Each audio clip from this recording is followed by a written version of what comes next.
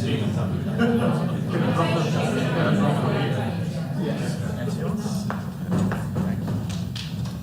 think I can officially say good afternoon, everyone. Yes, 12:02. So good afternoon. I don't have my watch. Take it on feet. Well, we're on as always on the same time. On the same side, always. So, Vivian, Foreign Minister, it's wonderful to have you here at the State Department. We have actually worked closely together since the last time I was in government, and I value the conversations we've had over many years. And one of the things that I can say very clearly is that every time I have an opportunity to spend time with the Foreign Minister, I learn something, and I'm grateful for that. Singapore is, for the United States, a true partner. And having the opportunity today to discuss so many issues that bring us together regionally, bilaterally in the first instance regionally, but also globally, was very, very beneficial. But if I could, Vivian, let me just begin with a few words about my upcoming visit to the People's Republic of China, since we're leaving tonight on that trip.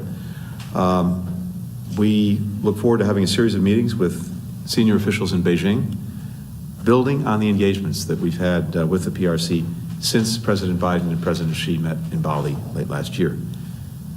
And to summarize it, the trip has three objectives. First, to establish open and empowered communications so that our two countries responsibly manage our relationship, including by discussing challenges, by addressing misperceptions, and avoiding miscalculations. Second, to advance U.S. interests and values, and those we share with allies and partners around the world, including speaking directly and candidly about our very real concerns on a range of issues.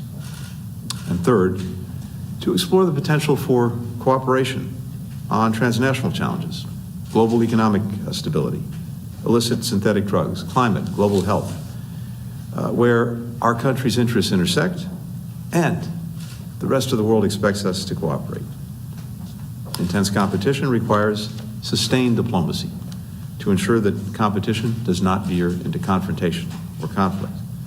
And again, that is what the world expects of both the United States and China. Now, our friends in Singapore and Southeast Asia more broadly are essential to realizing what is a shared vision for a free, an open, a prosperous, a secure, a connected, a resilient Indo-Pacific, where people, where goods, where ideas can travel freely, where rules are applied fairly and transparently.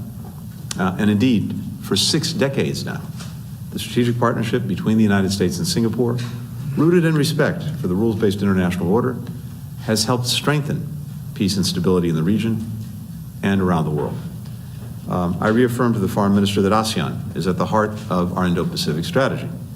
The United States supports ASEAN centrality, and we see a considerable convergence between our own Indo-Pacific strategy and ASEAN's outlook on the Indo-Pacific, epitomized by a shared belief in inclusive economic growth, transparency. Consistently stood up in enacting sanctions that are taking a toll on Russia's war machine, and will continue to support Ukraine as we work toward a just and lasting peace, one based on the principles that I laid out recently in Helsinki. Respect for human rights and self-determination are also being challenged in Burma, where the military's coup and the brutal crackdown continues to harm civilians, to deprive them of their right to choose their own path, and threatens regional stability. We appreciate Singapore and ASEAN's critical role in seeking a peaceful solution. The United States will continue to impose strong sanctions against those perpetrating atrocities. We welcome Singapore's partnership in maintaining the necessary economic pressure. Our two countries are also seizing new opportunities to work together, from space and cyber to supply chain resiliency to clean energy. And we spent some time talking about that. As part of the Green Shipping Challenge launched at COP27 last year, Singapore recently announced an MOU with the ports of Los Angeles and Long Beach to upgrade digital infrastructure and to reduce emissions. We're partnering to advance our clean energy across ASEAN, including the ASEAN Power Grid, which will facilitate renewable energy development and deployment throughout the region, and help Singapore transition to net zero emissions by 2050. And as part of our expanded U.S.-Singapore climate change partnership, we're announcing today new and enhanced areas of cooperation, from reducing deforestation to encouraging energy-efficient buildings. All this collaboration is rooted in one of our strongest bilateral relationships in the Indo-Pacific. American companies, we talked about this as well, are the largest source of foreign direct investment in Singapore. We're working to grow our economies even faster and even fairer through the Indo-Pacific Economic Framework, of which Singapore was an early and enthusiastic supporter. Singapore is also a critical security partner, hosting American ships and aircraft, sending pilots to train in the skies above Arizona and Idaho. And for evidence of our robust people-to-people ties, one need look only, for example, at Singapore's cabinet, where over half the ministers, including Prime Minister Lee, have studied in the United States. President Yaacob is also a distinguished alum of the State Department's International Visitors Leadership Program, proving that we have a pretty good eye for talent. Recently, the Prime Minister urged the people of Singapore, and I quote, to think boldly, to aim high, to seek far. Those are wise and powerful words, and I look forward to that spirit continuing to guide the close partnership between Singapore and the United States. Vivian. Thank you, Tony.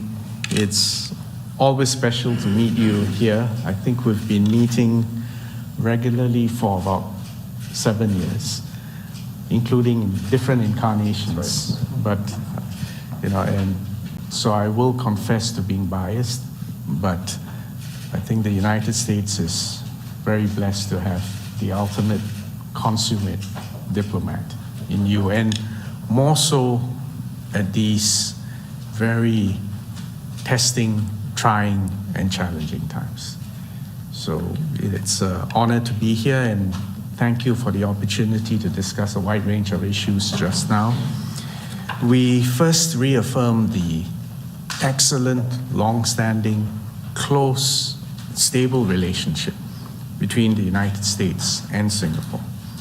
And I should add our shared commitment to a rules-based international order, and the fact that it was the United States 7-8 decades ago which in fact envisioned, underwrote, and supported this rules-based international order. And even now, as we go through challenging times, I think we need to reaffirm the importance of such a system. We also covered a range of bilateral, regional, and global issues. I think on the bilateral front, everyone knows that we've got a very robust economic relationship. And of course, we are in that special category which you've defined as a major security cooperation partner of the United States. But we haven't stood still. We're also expanding into new frontiers. You've just mentioned the updated United States-Singapore Climate Partnership.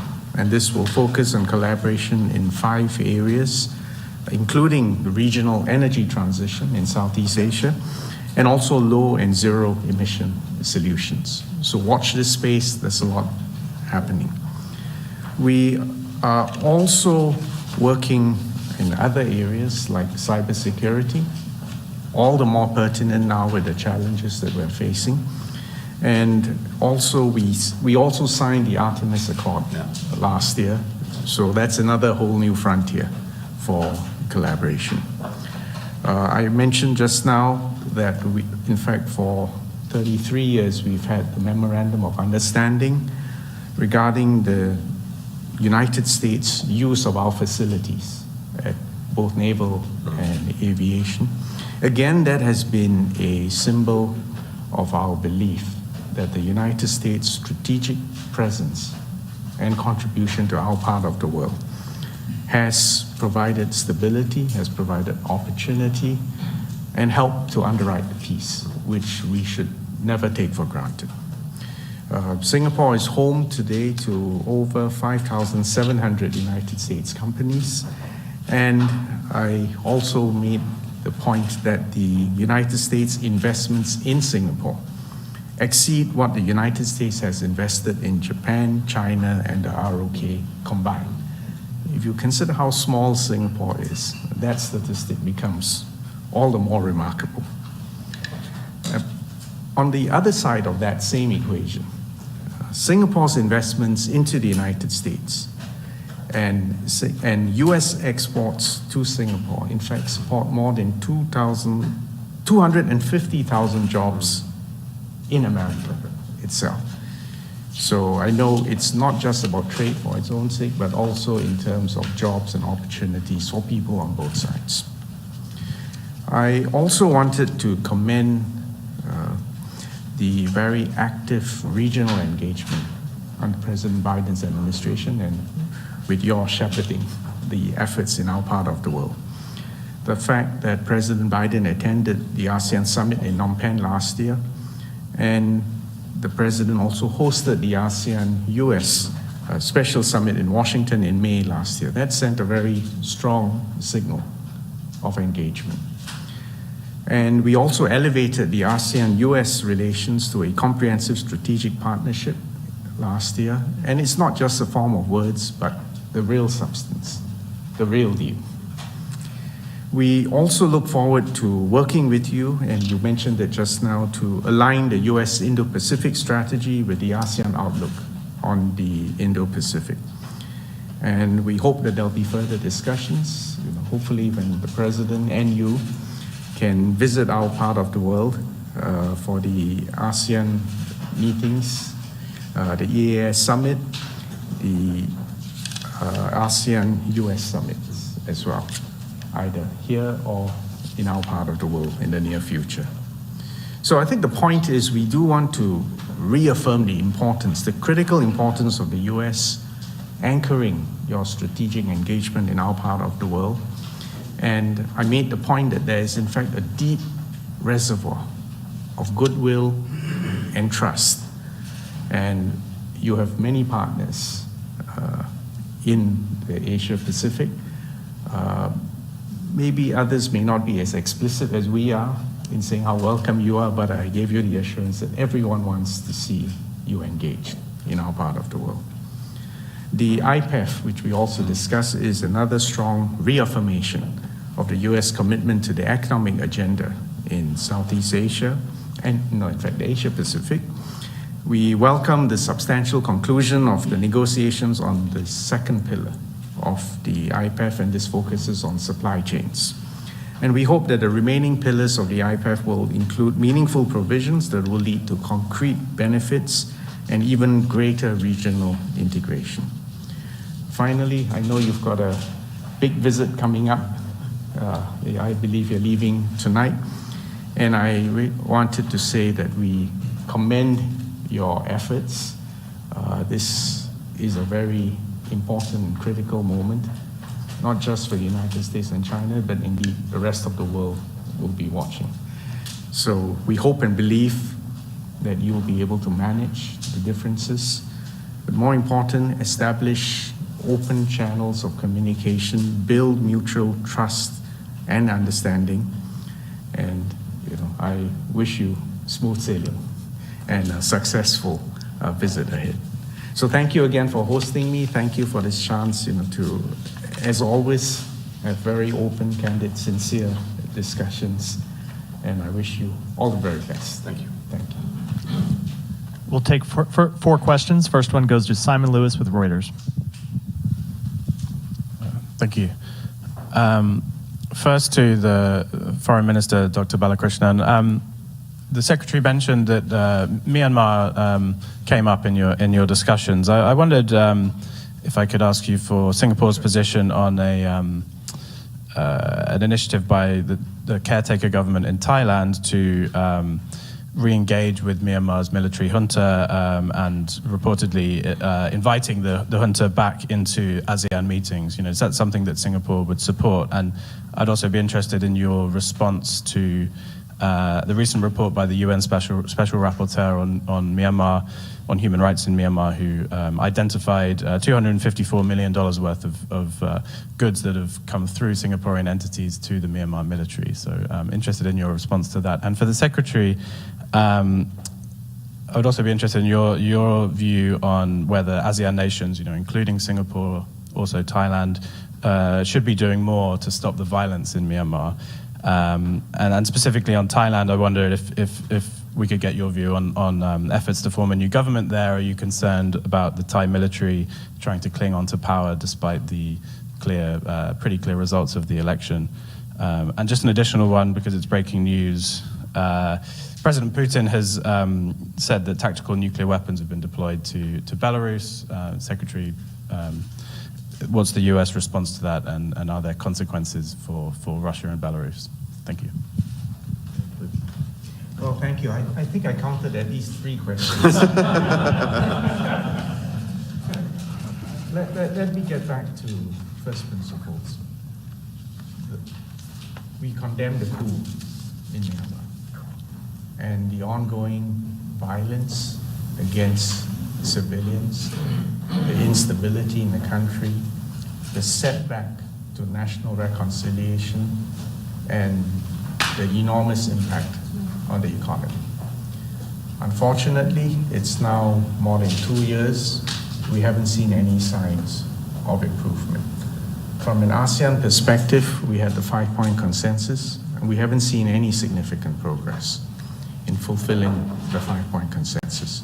So we believe it would be premature to re-engage with the junta at a summit level or even at a foreign minister level. And in fact, our leaders at the recent ASEAN summit reaffirmed this position. Having said that, the ASEAN chair, Indonesia, is engaging across a wide spectrum of stakeholders. And the key point is this: you do need everyone ultimately to sit down and negotiate. I don't know how long it will take. The last time it took 25 years for some form of democratic transition to occur in Myanmar. I hope it won't take that long. But it's very important for the rest of us, whilst we are in favor of reconciliation, we're in favor of more dialogue, we obviously want to make sure that the level of violence goes down. And certainly from Singapore's perspective, our policy is that we should all do our best to make sure arms or even dual-use items which can be used to inflict harm and injury on civilians should be proscribed. I noted Tom Andrews' report, and one line in it is worth quoting, and he said that there are no indications that the government of Singapore has approved or is involved in the shipment of arms and associated materials to the Myanmar military, unquote. But more important, we're also engaging Tom Andrews because any specific information which he has access to and which we can use for investigations or if need be to prosecute companies or entities which are breaching our laws and our policies on arms and dual use, rest assured we will get to the bottom of it. But the bigger question is, when will peace come back? Tony, I'm afraid I remain pessimistic. You can sign my name onto every word of what the Foreign Minister just said, including, unfortunately, the pessimism that he expressed at the end, which we share. But everything that the Minister said, I ascribe to as well. We are very focused in supporting ASEAN efforts to move forward toward a resolution that ends the violence, that frees people in jail, that puts Burma back on a democratic path. The 5-point consensus that the junta signed onto has not been, to state the obvious, advanced, much less met. And it's very important that we continue, all of us, to sustain the appropriate pressure on the junta and look for ways, of course, to engage the opposition in Burma and find every possible avenue to advance Burma's return to the democratic path, to an end to the violence, to the freedom of people who've been unjustly imprisoned. And in all of these efforts, we are working, the United States and Singapore, very closely together, both through ASEAN, but also on a bilateral basis. With regard to Thailand, I'd simply say that our full expectation is that the government will be formed pursuant to the laws of Thailand. That is our expectation. That's the expectation of people in Thailand as well. With regard to the reports about Belarus, we've seen comments that were made in the last few hours. We'll continue to monitor the situation very closely and very carefully. We have no reason to adjust our own nuclear posture. We don't see any indications that Russia is preparing to use a nuclear weapon. President said again this week that we remain committed to the defense of NATO, every inch of its territory. So that is our North Star, and we're very focused on that. I would just note that one of President Putin's claims for starting his brutal invasion of Ukraine, one of the many rationales he gave at various points, was ostensibly to prevent the threat of Ukraine reacquiring the nuclear weapons that it gave up when the Soviet Union dissolved, and Ukraine voluntarily gave up the weapons it inherited, along with Belarus and Kazakhstan. So it would be rather ironic, among many other things, for President Putin to now be talking about putting nuclear weapons on the territory of a neighboring state, again, including a state that gave up the nuclear weapons that it inherited when the Soviet Union dissolved.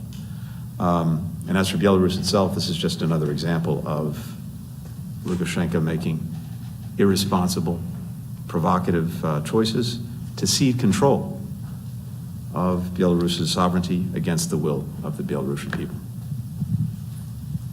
Next question goes to Nirmal Ghosh with the Straits Times.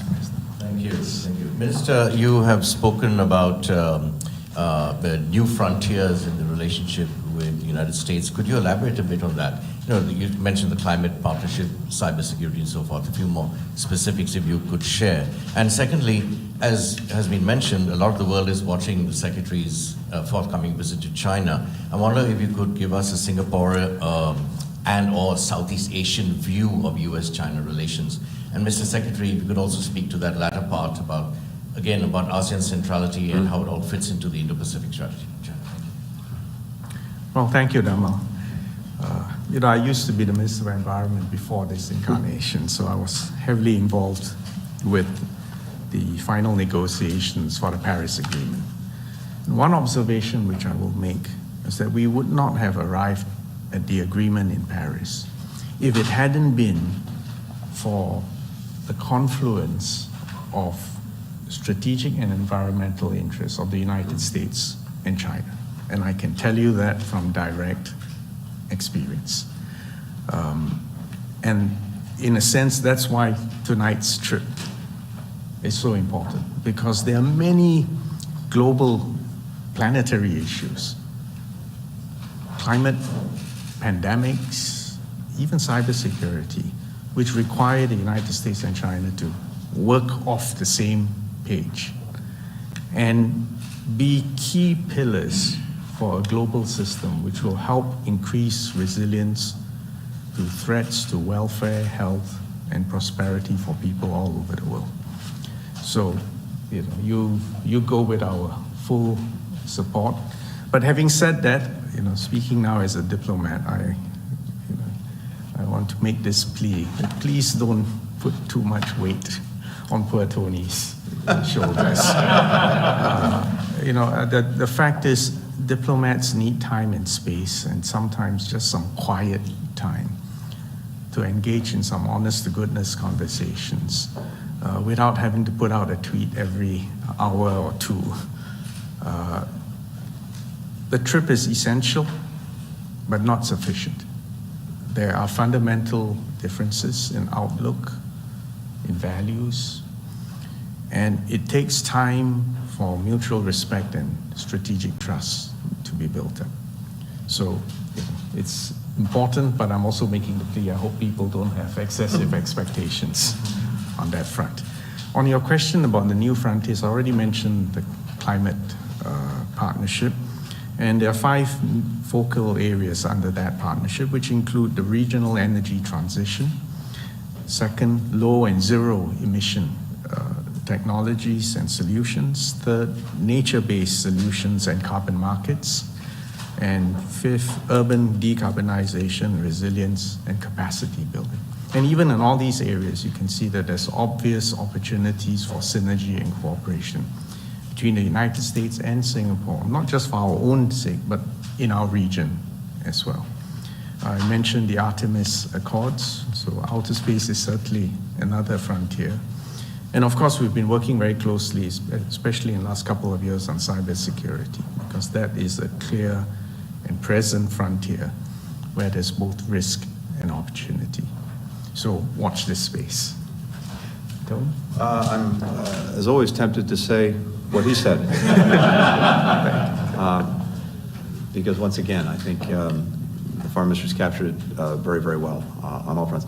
Look, with regard to ASEAN, I simply want to note and emphasize something I noted before. If you look at our own Indo-Pacific strategy, and you then look at the ASEAN outlook on the Indo-Pacific, the coincidence of these approaches, these strategies, these visions is very, very strong, very, very high. And that speaks to why we do put a premium on ASEAN centrality, and why, as Vivian pointed out, starting with President Biden, we have had significant engagement, re-engagement with ASEAN over the last 2.5 years. Economic growth, inclusive economic growth, transparency, the rule of law, but also work on discrete issues and areas that have a real impact on the lives of people in the region as well as in the United States, whether it's climate, whether it's energy, whether it's global health. All of these are front and center in what we're doing. And one of the things that we talked about today is we just spent some time talking about Burma.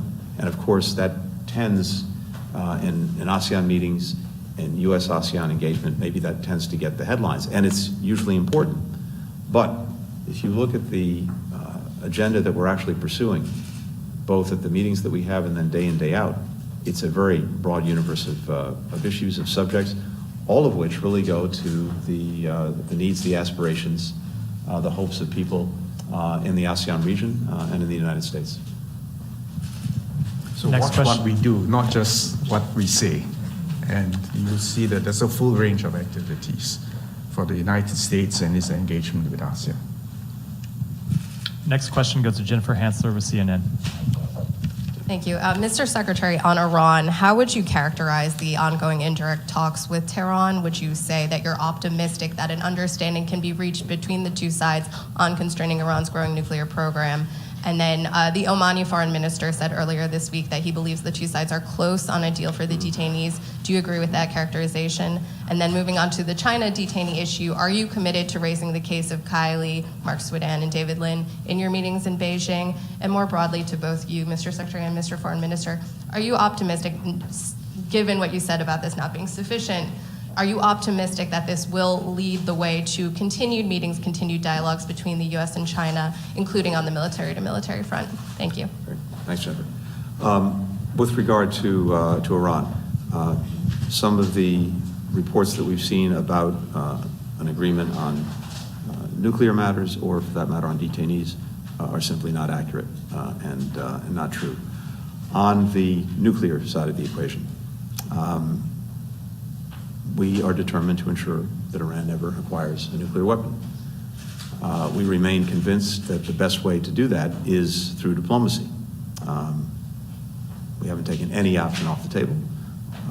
You've heard that clearly from the President. But we continue to believe that diplomacy would be the most effective path forward, but there is no agreement, and reports to the contrary are simply inaccurate.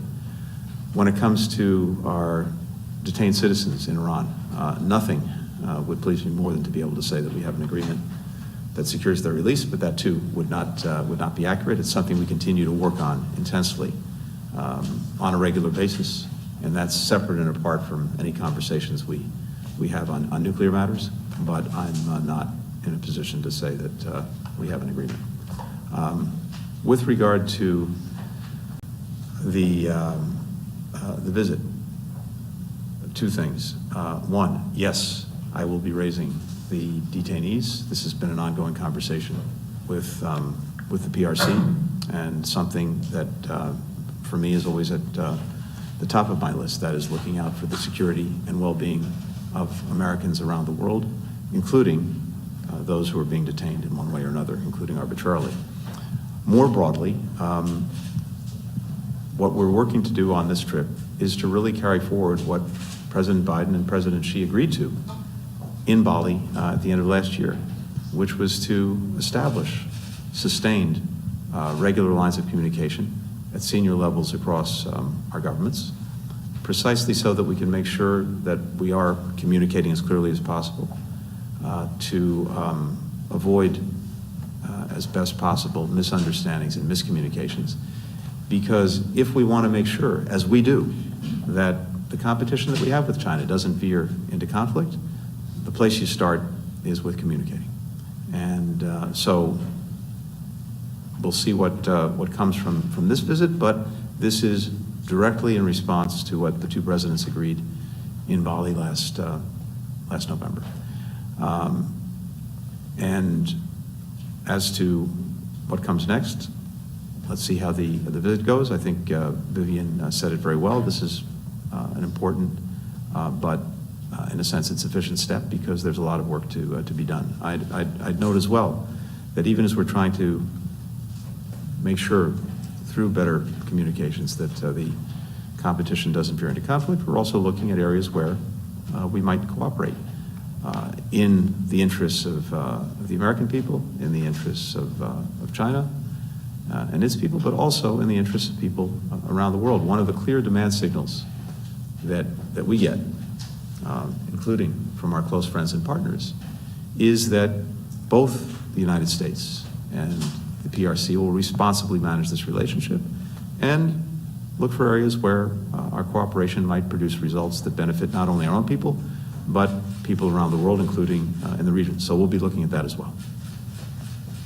Well, the only thing I can add there is perhaps a perspective from Southeast Asia. First, if you look 100 years down the road, we see both China and the United States being a clear presence for the century and beyond. Second, we see the United States remaining a Pacific partner and power and stakeholder. We don't want you to go away. And we're not. Good. Third, if you look at the challenges confronting the world right now, and we've enumerated them: climate, pandemics, cyber, opportunities in outer space. Now more than ever, we will need, even as the world transits into a multipolar world, now more than ever, we need a rules-based multilateral system with institutions and processes fit for purpose, updated where necessary. And again, this requires the United States and China to achieve a modus vivendi. So this trip is important, it's essential, but it doesn't stop there. And I think Tony knows the views of all of us in Southeast Asia. The more you travel and engage, the better. And as I said, I'm biased because he's a friend, and I can think of no better diplomat at this point in time. In this cool, rational, emollient way to deal with some very fundamental differences. Because the two societies, and here we speak from experience, China and the US are not going to converge and become one identical entity. And the challenge for all of us, both mentally, emotionally, and diplomatically, is to hold sometimes contrarian thoughts in one mind. And this is the challenge of the century. 50 years ago, when Henry Kissinger went to Beijing, it completely reordered the strategic furniture in the globe. we are coming close to a point when this will be necessary again. So we all watch with interest and concern and some optimism, because as diplomats, we all have to be optimistic. Otherwise, you will not keep trying. So let's support these efforts, and let's see where you take it. For the final question, Benji Heyer with Feature Story News. Thank you both. Here on behalf of Channel News Asia Today, CNA. We've heard Washington and Singapore's position on US-China relations. I wanted to ask your perspective on ties between Russia and China. How much is what they call the friendship with no limits between Moscow and Beijing a concern for the US, Secretary of State, and Foreign Minister for the Indo-Pacific and ASEAN? You've heard us speak to this on a number of occasions in recent months, and it entirely depends on the practical manifestations of that partnership or that friendship. I'll let China and Russia address how they view their partnership, but we've been very clear, for example, about the importance of countries not providing Russia with the kind of assistance that it can use to advance its aggression in Ukraine. Equally, we've been open and welcoming of efforts, initiatives of countries, including, for example, China, to try to play a positive role in diplomacy that can advance a just and durable peace in Ukraine. As it happens right now, there are, I think, representatives from 6 or 7 African countries who are in Ukraine also trying to advance that proposition. I would note the terrible irony of the fact that while they were in Kyiv, more missiles from Russia rained down on the Ukrainian capital. But I'll leave that to others to underscore that particular irony. But as with many countries, we want to ensure that no one is adding fuel to this fire of Russia's making. And if countries that, by the same token, can play a positive, productive role, including China, in trying to find a path to a just and durable peace, that's something we welcome as well. Well, Singapore is a tiny city-state. We've only been independent for almost 58 years. So I hope you understand, from our perspective, the UN Charter, international law, and the precepts of sovereignty, independence, and territorial integrity are sacrosanct for us. We have no other alternative. And therefore, for us, this invasion is something which we had to take a stand on.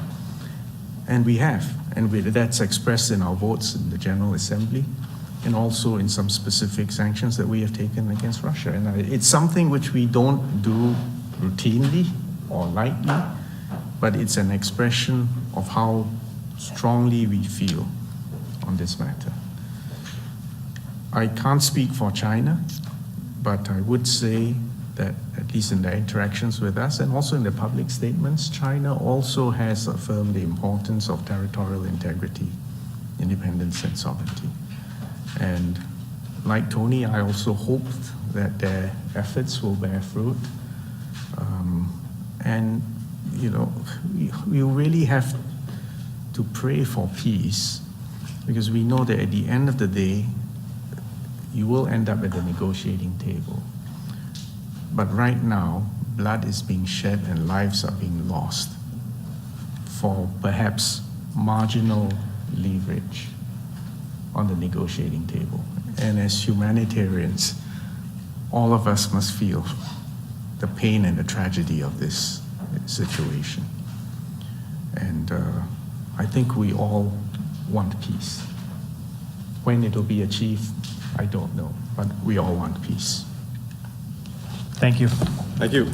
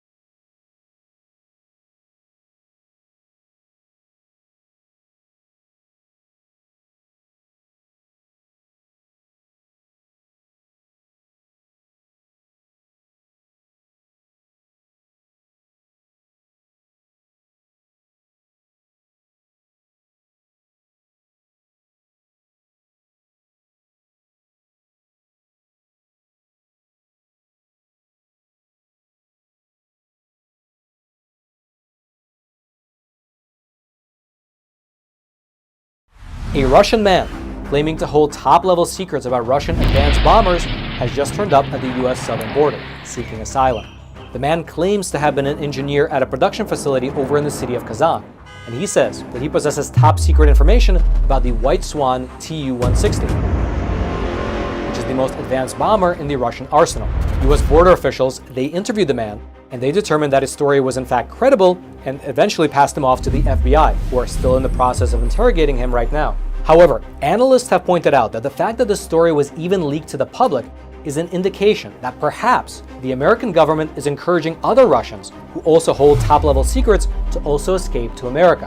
And if you thought that was interesting, well then you should click on that button below this video and check out Epic TV, one of the best no-censorship video platforms on the internet.